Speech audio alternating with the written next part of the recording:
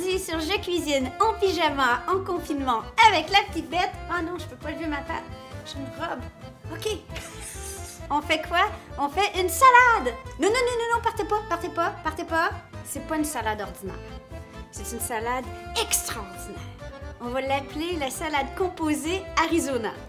Petite histoire derrière cette salade. En novembre, j'ai fait le dernier grand voyage avant le confinement.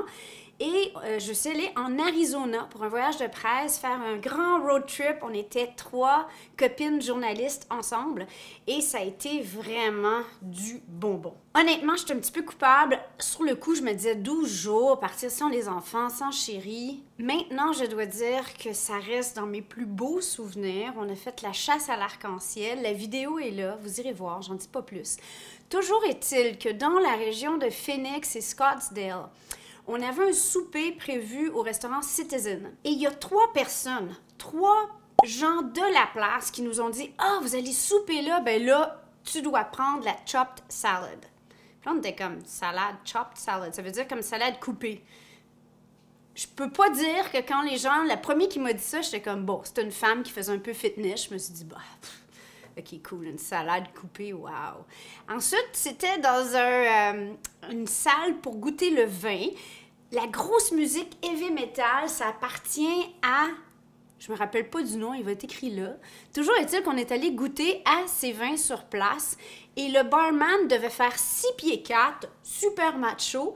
Puis là, il dit « Qu'est-ce que vous faites ce soir? » Pas de façon, chérie, aucune raison de s'inquiéter. Puis là, on a dit « Bon, on s'en va souper au restaurant Citizen. » Puis là, il a dit « Oh, you must have the top salad. » Puis là, j'étais comme « Attends, là, pour qu'un homme me dise « Tu dois avoir la salade. » Là, on a commencé à se dire « Bon, on va commander la fameuse salade. » Toujours est-il que cette salade, vous allez voir les ingrédients.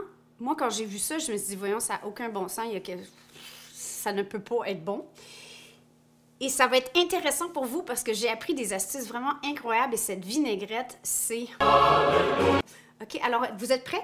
Vous allez avoir besoin de beaucoup d'ingrédients, par contre. Mais toutes les substitutions, ou à peu près, sont acceptées, sauf pour quelques ingrédients qui sont des must. Premier ingrédient insolite de cette salade, c'est du maïs lyophilisé. Peut-être qu'aux États-Unis, là, ça s'achète en sac tout près comme ça, mais j'ai trouvé ça impossible à trouver ici du maïs lyophilisé. Puis en même temps, on a plein de maïs au Québec, alors pourquoi j'achèterais des sacs des États-Unis qui coûtent une fortune? Ce que j'ai fait, c'est que j'ai pris du maïs congelé, qu'on achète en sac à l'épicerie, et je l'ai mis au four en mode déshydratation. Vous pourriez faire ça aussi à chaleur tournante, à la plus basse température de votre four. Donc, dans mon cas, je pense que c'est 170 Fahrenheit. Et on l'oublie là en le brassant de temps à autre pendant 2-3 heures. Et ça va faire des petits craquants de maïs. Ça fait comme des mini croûtons sucrés. Honnêtement, le problème que j'ai avec cette petite idée de génie, c'est que chaque fois que j'en fais, il n'y en a jamais assez parce que j'en mange comme ça. Alizée aussi capote là-dessus. Donc, ça serait une super belle idée pour toutes sortes de trucs. Pour couvrir des salades, une gazpacho, pour faire une petite, dans un trail mix, tu sais, quand on va marcher en forêt, ça donne de l'énergie, c'est des bons glucides. Donc voilà, ça c'est l'idée numéro 1 de cette salade que j'ai faite. Ensuite, la vinaigrette, c'est une vinaigrette de sauce blanche, style mayonnaise. Eux le font au bas beurre. Pour les cousins européens, je pense que vous appelez ça du lait Barrio.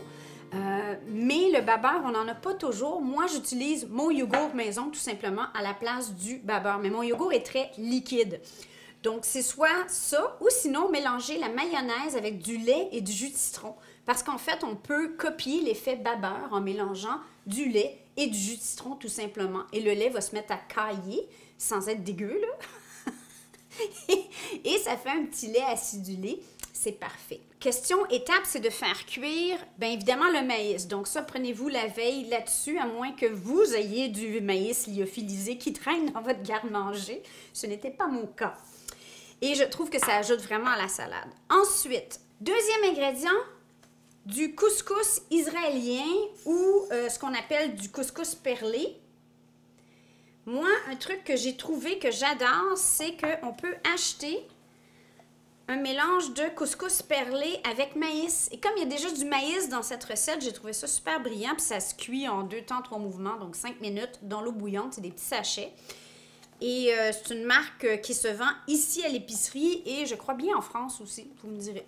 Dans la recette originale, et là on va faire l'équivalent d'environ une demi-recette, mais vous allez voir, il va vous rester de la vinaigrette et vous allez être heureux qu'il vous reste de la vinaigrette de toute façon. Donc faites-en pour le nombre de convives que vous êtes, c'est pas vraiment compliqué. Mais il y a des graines de citrouille.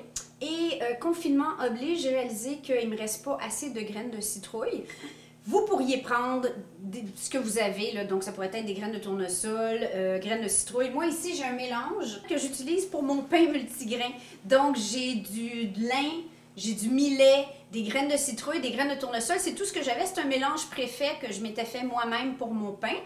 Alors, prenez ce que vous voulez, mais vous devez avoir besoin d'une bonne poignée et on les fait torréfier un petit peu à la poêle, sans rien d'autre, en surveillant de près parce que vous le savez, votre petite bête, elle a tendance à brûler ses noix. À ce mélange de noix, on fait un trail mix. Je ne sais pas comment vous appelez ça en français, un trail mix, un granola. Un granola qu'on prend là, quand on fait des randonnées puis on mange comme ça, on marche. Je m'ennuie des randonnées! La recette originale avait des raisins secs.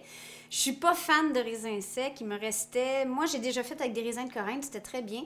Je coupe aussi la moitié de la quantité. Je trouvais que cette salade était trop sucrée pour mes papilles. Les enfants étaient d'accord.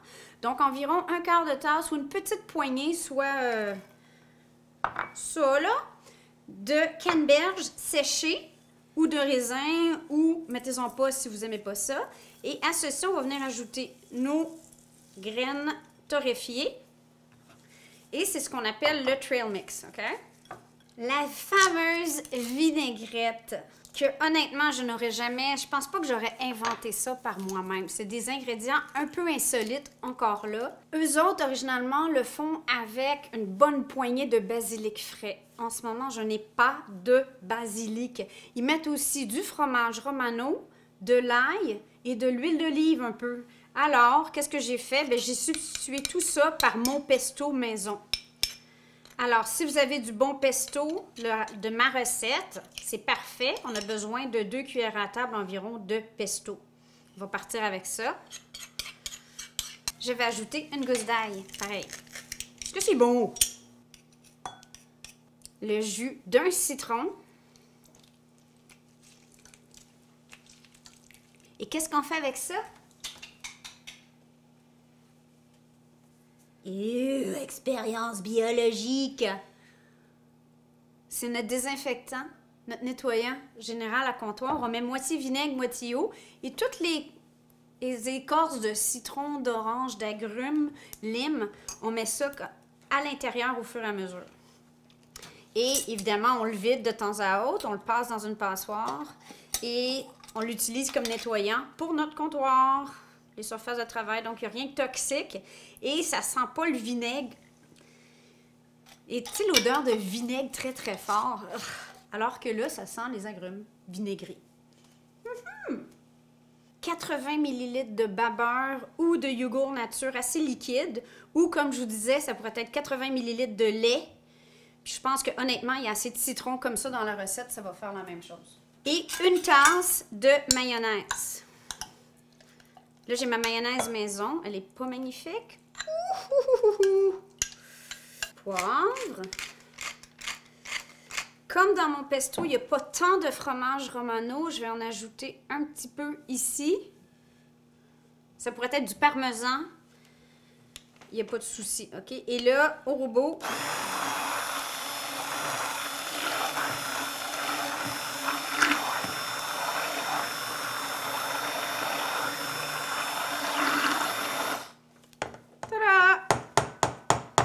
On goûte.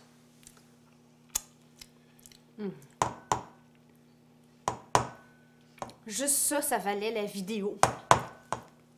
Je sais pas pourquoi j'avais jamais pensé de mettre du pesto dans une vinaigrette. Une tomate en dés. Oui, c'est une tomate de serre, c'est une tomate du Québec, mais de serre. Alors, si vous n'avez pas encore de tomate, utilisez un substitut, OK? Ça met de la couleur, c'est sûr que c'est joli. À ma salade de tomates, je vais ajouter une petite cuillerée de vinaigre balsamique. Moi, c'est du balsamique blanc parce que j'aime pas le balsamique en général. J'en ai pas vraiment.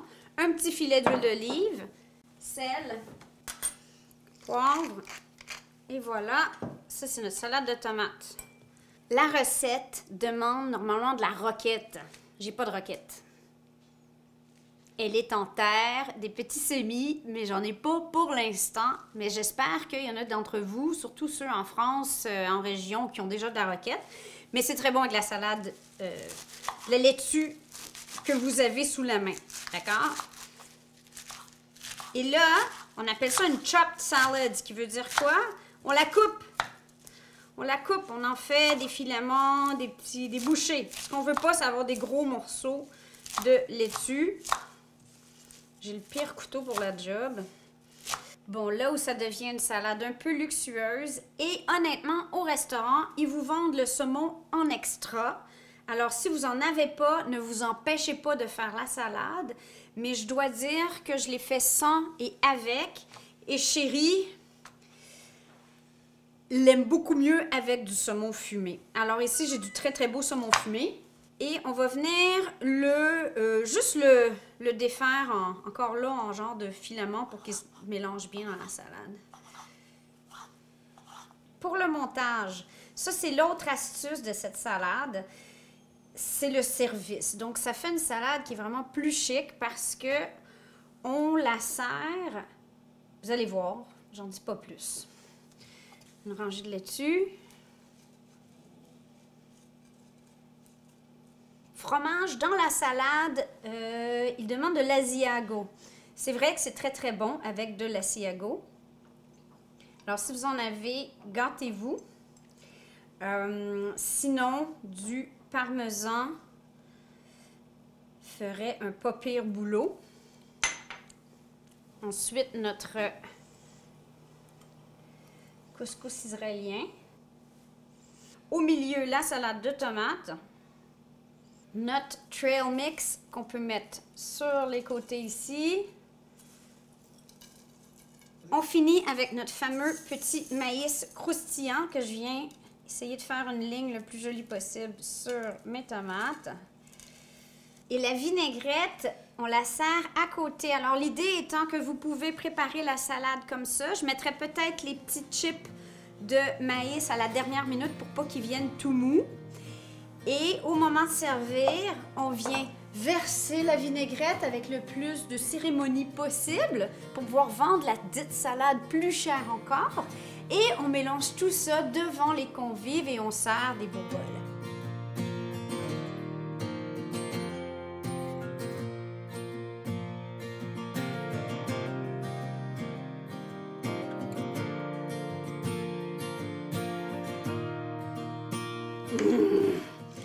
Ok, je sais que ça peut être l'air de rien là, ou de n'importe quoi, mais moi je l'ai mangé souvent cette salade-là depuis à Rio de Janeiro, depuis mon retour de l'Arizona, et c'est vraiment une de mes favorites.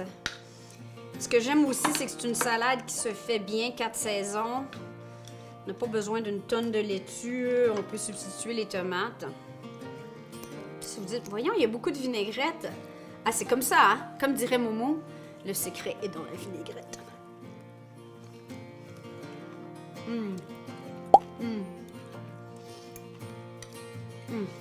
C'est comme le Grand Canyon dans ma bouche, c'est trop bon.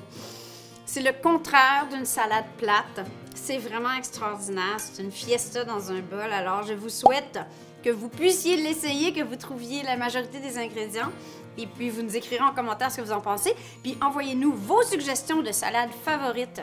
Parce que bon, là, ça commence à être le temps. Hein? On se donne un petit congé de levure, puis de pain. On vous aime. Ciao, ciao!